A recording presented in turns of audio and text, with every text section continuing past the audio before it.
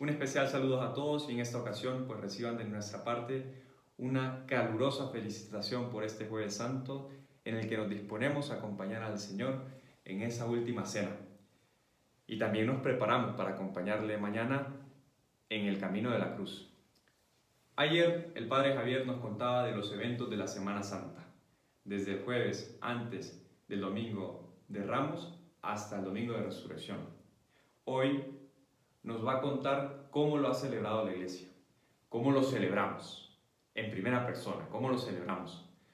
Ahora, ¿por qué? Siempre entender el porqué de nuestras celebraciones litúrgicas y el significado de lo que hay detrás de cada detalle nos ayuda a vivir mejor la celebración de nuestra fe.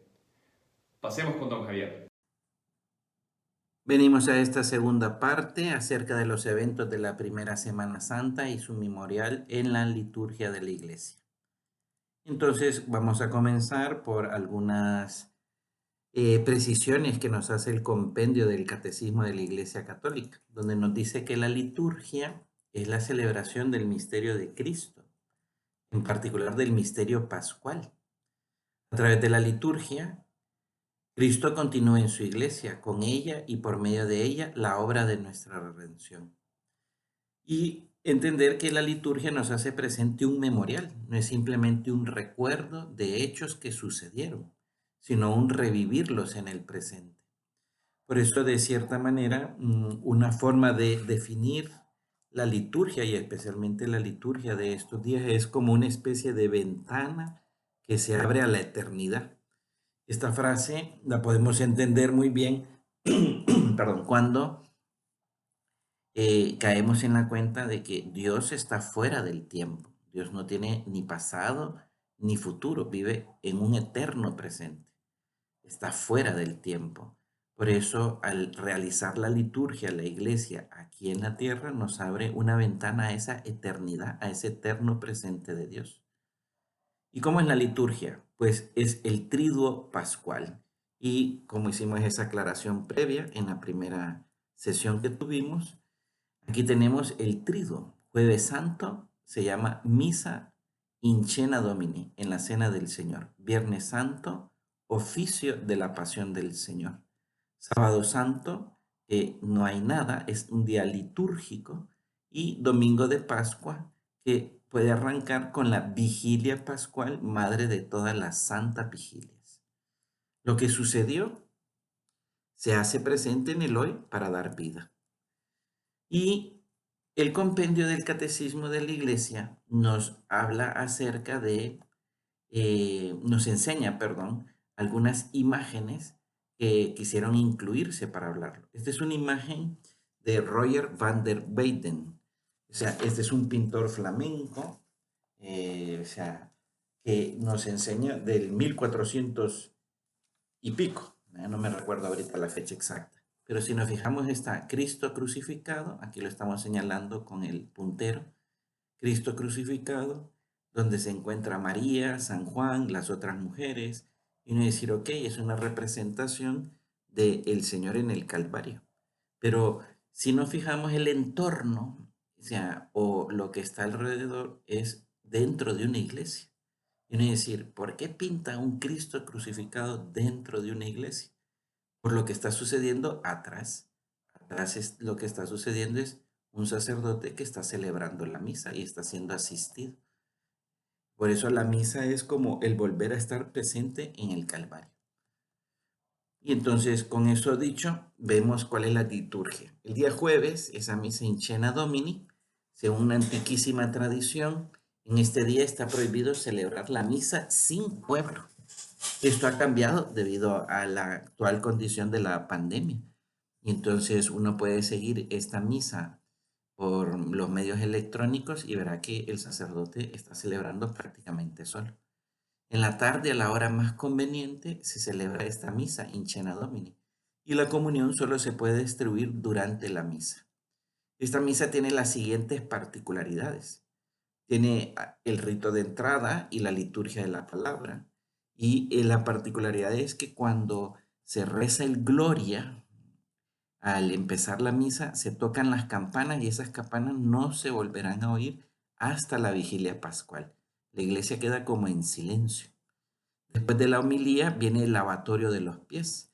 Usualmente se escogen a 12 varones a quienes el sacerdote, quien es Cristo, les lavará los pies. Después vendrá el ofertorio y la plegaria eucarística, primera. Y al finalizar la misa, la misa termina haciendo una procesión con el Santísimo Sacramento que se coloca en un lugar para que la gente lo pueda adorar durante la noche. Y se invita a los que puedan a acompañar al Señor durante la noche. Por eso, en la actual situación, pues evidentemente uno no puede salir a adorar al Señor, pero ya uno encuentra algunos sitios. Por ejemplo, en la página web del Opus Dei tenemos algunas direcciones donde uno puede ver a través de una webcam ese al Señor que ha quedado ahí. En otros países existe esa costumbre muy piadosa que el Jueves Santo se visitan 7 lugares donde ha sido reservado el Señor. Es la costumbre de los 7 monumentos. Y por último, como un detalle, para que nos entre por medio de los sentidos, todo el altar, se le quitan todas las cosas, se le quita el crucifijo, los candelabros, el mantel que cubre aquel altar. Queda una denudación del altar y de la propia iglesia. El día Viernes Santo no es una misa, se le llama precisamente oficio de la pasión del Señor.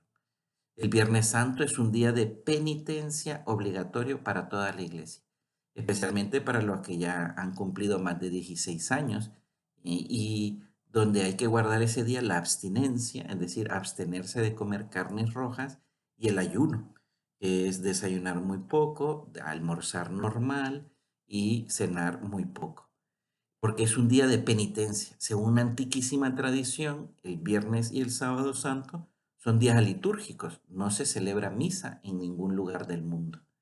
En este día no se celebra ningún sacramento, a excepción de la confesión y de la unción de los enfermos. Por eso se llama oficio.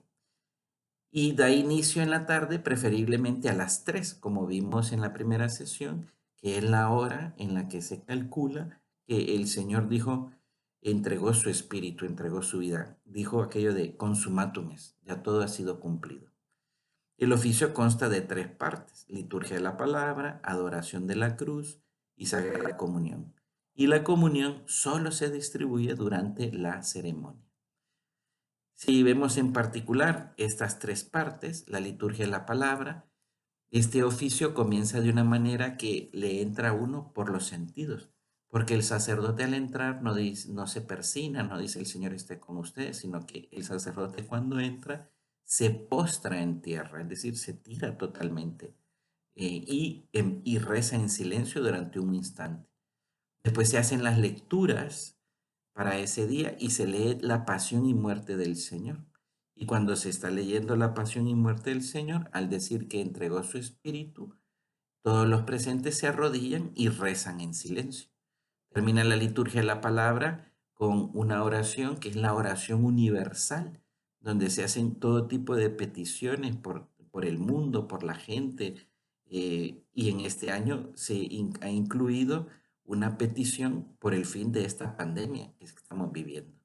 Y a cada petición uno se pone de rodillas. Es una ventana a la eternidad, una ventana al presente de ese Dios que nos está salvando. A continuación de la liturgia de la palabra se hace la adoración de la cruz. Y esta adoración puede ser de 2 formas. La primera es que se trae un crucifijo, una cruz muy grande, que se va descubriendo poco a poco, porque viene cubierta y se va respondiendo algo. Y después, o bien puede entrar una cruz desde el fondo de la iglesia por medio de una procesión. Y se invita a todos los presentes a que adoren la cruz. Y es la única ocasión en la que uno hace una genuflexión frente a un objeto. Nosotros los católicos solo hacemos genuflexión frente al Santísimo, frente a Jesús sacramentado. Pero este día se hace una genuflexión frente a la cruz, frente a ese madero, porque ese madero fue nuestra causa de salvación. Y a continuación uno la puede besar. Luego se coloca la cruz en el altar junto con dos velas y se canta o se reza un himno muy antiguo que es el Cruz Fiel, que si el que tiene interés lo puede poner en Google y se da cuenta que es una cosa pues muy conmovedora.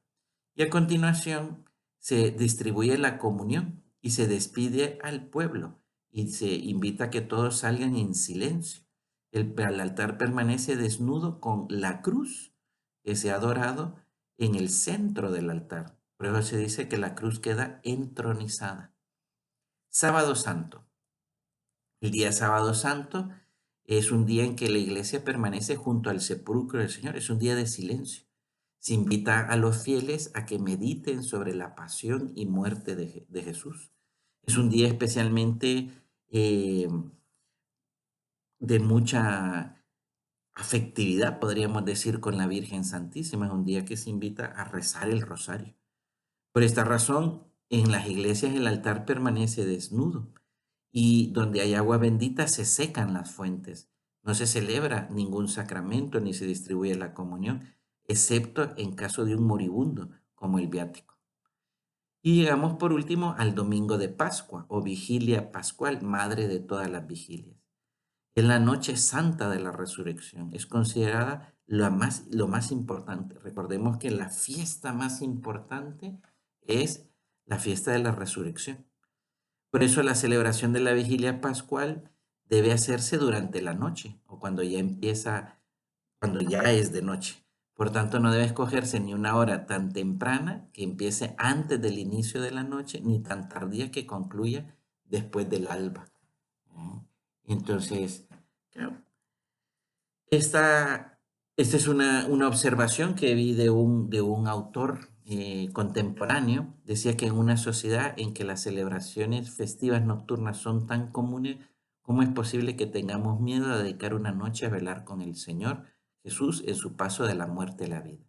Creo que para cada uno de nosotros, el estar confinados en nuestras casas, el que uno no puede asistir a misa o acercarse a recibir algún sacramento, nos tiene que mover a desear profundamente que cuando todo esto acabe, desear profundamente sacarle mucho provecho a esto. La estructura de la vigilia pascual es la siguiente. Lo primero es el lucernario o liturgia de la luz. Lo segundo es la liturgia de la palabra. Tercero es la liturgia bautismal y por último la liturgia eucarística. Y lo vemos en detalle. Lucernario o liturgia de la luz simboliza a Cristo, luz del mundo, que con su muerte y resurrección vence las tinieblas del pecado y la muerte. Consta de 4 partes. La primera es bendición de un fuego. Con las luces apagadas se bendice un fuego que disipe las tinieblas. Es símbolo de Dios que Dios es luz.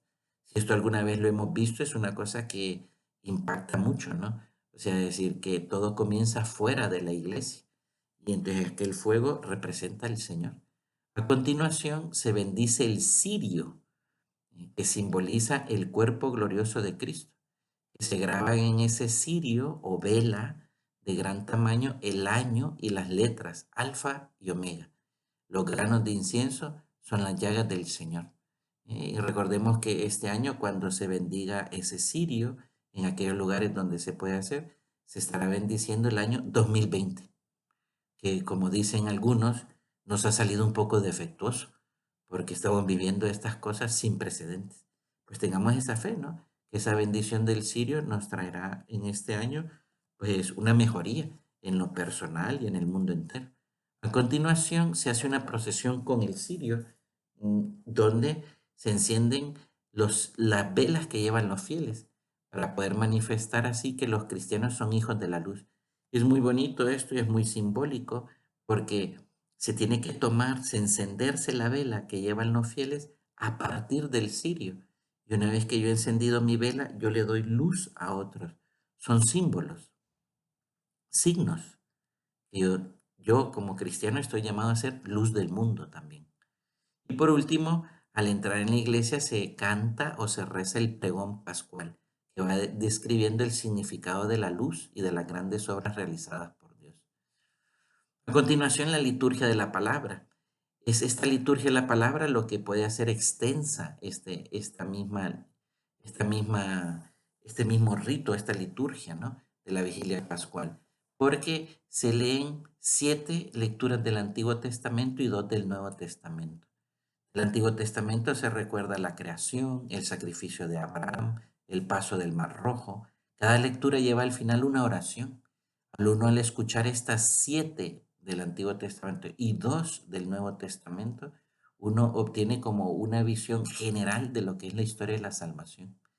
Entre las lecturas del Antiguo Testamento y las lecturas del Nuevo Testamento es cuando se canta el Gloria y vuelven a sonar las campanas, aquellas campanas que habían quedado en silencio desde el día jueves, y se colocan flores, muchas flores en el altar. Las lecturas del Nuevo Testamento están centradas en el bautismo como participación en la muerte y resurrección en Cristo. Y el Evangelio que se lee es lo que narra lo sucedido en la mañana del domingo, aquel primer domingo de Pascua. A continuación viene la liturgia bautismal, donde se empiezan a invocar a los santos. Se bendice el agua del bautismo en caso de que hayan bautismo. En Roma, en concreto con el Santo Padre, todos los años siempre se bautizan adultos ahí y se hacen esas renovaciones de las promesas bautismales. Este momento de la liturgia, la renovación de las promesas bautismales, es un momento en que cada uno de nosotros, asistiendo por las circunstancias actuales de manera digital, pero que podemos actualizar y reavivar la conciencia de que soy hijo de Dios, soy hijo de Dios, que es una realidad que no es pasajera, ¿no? Y que por lo tanto estoy llamado a la santidad, una santidad que abarca toda mi existencia. Después de esa liturgia bautismal entra entonces la liturgia eucarística y es el punto máximo de la vigilia pascual, porque nuevamente se vuelven a decir las palabras de la consagración: baja Cristo resucitado a esas especies de pan y de vino. Cristo muerto y resucitado se hace presente sobre el altar y nos dona su caridad y nos pide, nos exige a todos caridad. Y entonces inicia el tiempo pascual, el tiempo más alegre de todo el año. Es un tiempo festivo. Esta es una cita de alguien al que yo le tengo especialmente cariño y devoción. Es Monseñor Javier Echeverría, que en una ocasión decía esto, explicando lo que es el misterio pascual. Decía: 3 grandes dones nos ha concedido Cristo a la humanidad, que son el Espíritu Santo, que nos envía con el Padre y desde el Padre como fruto de la cruz; la Eucaristía, donde Él mismo se nos da en su sacrificio; y su Madre Santísima, que nos entrega desde la cruz como Madre nuestra, para que le abramos las puertas y la introduzcamos en nuestra vida. Empieza ese tiempo pascual, tiempo de alegría. Este cuadro, bueno, más que cuadro, un fresco que he explicado ayer, ¿no?, así rápidamente, ¿no?, de Cristo resucitado, que ha despertado, que va para afuera, que viene a nuestro encuentro, ¿no? Y durante las misas del tiempo de Pascua, especialmente las misas de la primera semana de Pascua, cuando uno va a misa, uno escucha un poema que se lee o se recita o se canta justo antes del Evangelio. Y es un poema muy bonito con el que podemos terminar aquí, donde dice así: lucharon vida y muerte en singular batalla, y muerto el que es la vida, triunfante se levanta. ¿Qué has visto de camino, María, en la mañana? Se refiere a María Magdalena. Y como que María Magdalena nos contestara: a mi Señor glorioso, la tumba abandonada, los ángeles testigos, sudario y mortaja. Resucitó de veras mi amor y mi esperanza. Pues esperemos que cada uno de nosotros este tiempo nos ayude, como decía el mismo Helio en aquel video: ya es la hora de que de verdad nuestro amor y nuestra esperanza sea el Señor. Bueno, muchas gracias, don Javier. Yo solo quería terminar con algunas ideas. ¿Qué podemos hacer el Viernes Santo en familia? El Vía Crucis. Este se puede descargar de la página web de la obra. Incluso lo tienen en audio, con un audio muy bueno, se los recomiendo. Se puede rezar en algún momento del día todos unidos frente a un crucifijo, o prenderle una vela a un crucifijo y ponerlo en un lugar visible en la casa para que todos puedan pasar en algún momento del día a rezar. Hay gente que lo que hace a las 3 de la tarde se unen en familia a rezar el credo, o puede ser unirse a adorar la cruz y pasa papá y mamá a besar devotamente el crucifijo y animar a los hijos a besar con mucha devoción el crucifijo. No hay recetas hechas, aquí hay mucho espacio para la creatividad y la imaginación de todas las familias. El sábado es el Día de la Virgen y ha sido el Día de la Virgen precisamente por este sábado, porque este sábado la única que permaneció firme en la esperanza, en la fe de la resurrección de nuestro Señor Jesucristo fue nuestra Madre Santísima. Y por eso el sábado es un día dedicado a la Virgen María. Así que es un día para enseñarle a los hijos a rezar el rosario, a usar la camándula, cómo se usa el rosario, ¿no? Con lo que se reza se le dice camándula. Entonces, utilizar el rosario, cómo rezarlo. Rezar un salve en familia o cantarlo. Y finalmente, fiestón, domingo de resurrección. Si el jueves es fiesta, el domingo es fiestón. Y a mí se me ocurría el siguiente ejemplo. Si la cuarentena nos hubiera agarrado en Navidad, igual hubiéramos puesto un esfuerzo para celebrar la Navidad bien. Bueno, pues domingo de resurrección es esfuerzo o más, porque es la fiesta más importante del año. Nos puede ayudar a sintonizar con la misa del Papa para unirnos a Roma, unirnos al Romano Pontífice, unirnos a sus intenciones, o sintonizar en línea con cualquier otra misa. Ya puede ser la misa del domingo de resurrección o la vigilia pascual. No les digo más, los encomendamos y sabemos que ustedes nos encomiendan a nosotros. Saludos.